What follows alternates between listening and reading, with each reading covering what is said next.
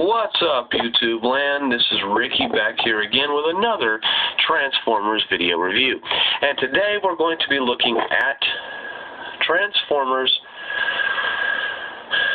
Cyberverse Commander Class Dreadwing. So, here we are, and this would be him. Now, this particular figure has been a little bit of controversy for me as far as my opinion on him. He's not too bad, but he's not too wonderful either. He has a couple of flaws which I will get into momentarily. First and foremost being his vehicle mode. But most of the issues that I have with his vehicle mode will be addressed during his transformation. Because there are some questions on his physical transformation. The way you see him now is the way that the box says to transform him, and it's also the final shot of the ending transformation, but it's not the way that the instructions tell you to transform him. His physical transformation into his jet mode, which I will now demonstrate, is a lot, well, not a lot different, but it is different. It's basically just shifting the arms to a different area, and I'll show that off momentarily. But before I get to that, I want to show off. His weapons and a size comparison in his vehicle mode, and we're going to get to that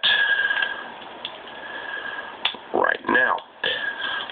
The size comparison. For size comparison, I'm going to bring in the next review for me, and that is Cyberverse Commander Class Ironhide. Now, as you can see clearly, side by side, they look relatively good together. Stand Dreadwing up here, and you can see that Dreadwing is actually just a little bit longer than Ironhide, and he's a little wider because of the wingspan. That being said, Dreadwing is the first Cyberverse figure that I have gotten that actually has two different weapons. He has his sword from the show, which is really nicely done in this clear translucent yellow. Really digging the sword. The only thing I don't like is it's really, really fragile and easy to break. Then he has his undersling cannon, which can be held like this, but it can also be held under, which most of the guys I know will display it like this. But it's very nicely detailed. The clear yellow translucent plastic really comes across with a nice effect for Dreadwing. Now, about what I was saying in his transformation, you see his arms are right here and here, which is where these weapons were pegged into underneath, like this. Well, this is the actual finalized picture of the figure. When you're looking at the instruction sheet and it says final jet mode, this is what you see.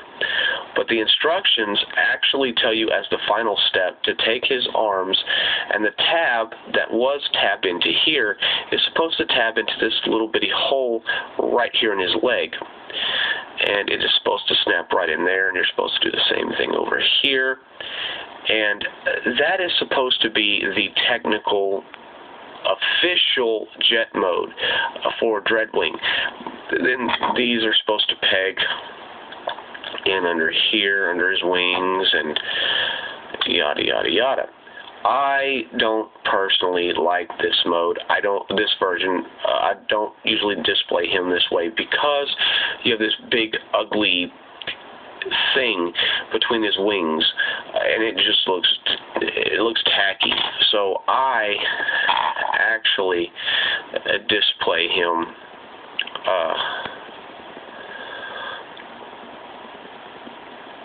like this, more with the arms up, because it better represents his thrusters being under his wings to give him his jet propulsion.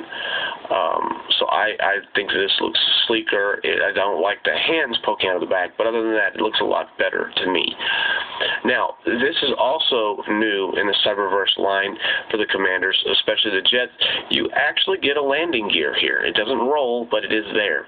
It's kind of off-centered way in the back, but still nice touch that they added it.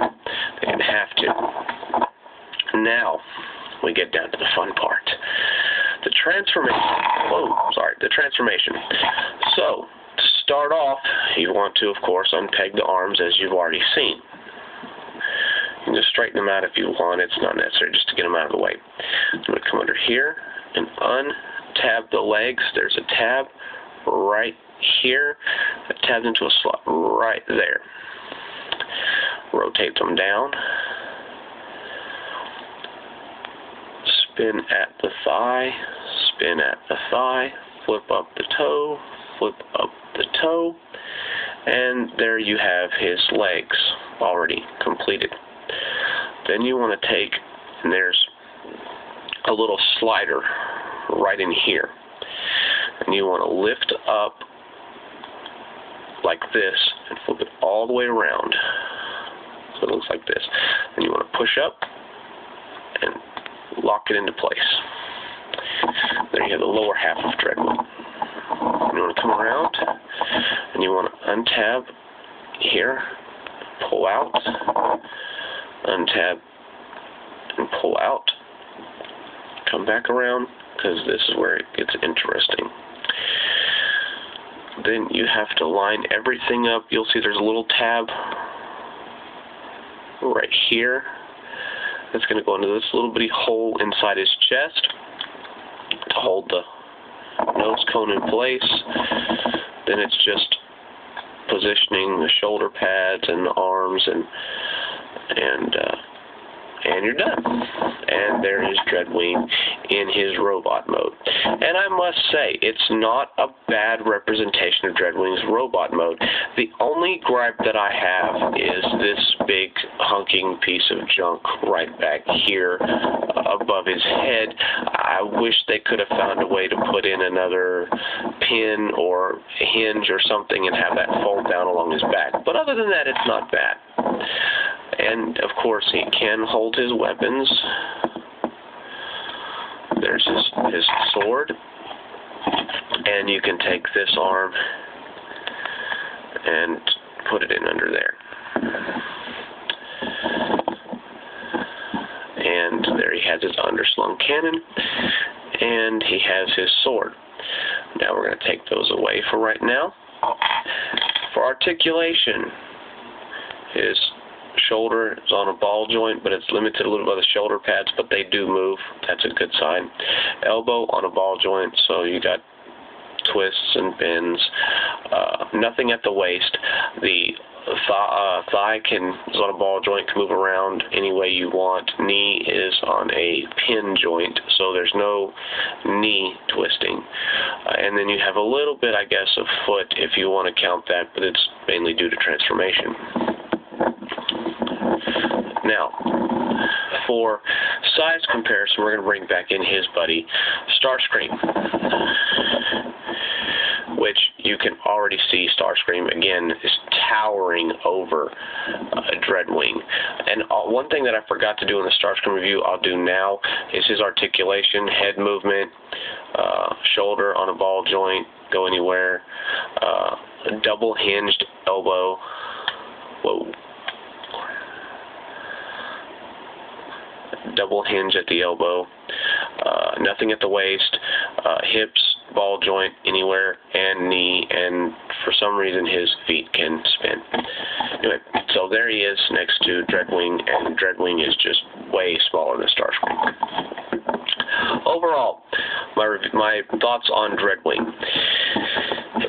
He's not the strongest in the line, but he's not the weakest in the line. Of the two new ones, Ironhide and Dreadwing, I would definitely recommend Ironhide over Dreadwing, which you'll see in his review shortly, but it's really not that bad. Also, size comparison here, Dreadwing is next to Legion Class Breakdown. You can see he's really a small Commander class, but he's not bad. His transformation is fun. It's easier than some of the others, but it's still quite interesting. And I guess that's about all I have to say about him. If you can get him for a decent price, pick him up, but he's not necessarily one that I would hunt down unless you're an absolute completist. But this has been Ricky with another Transformers review of Cyberverse Commander Class Dreadwing, and that's me signing off.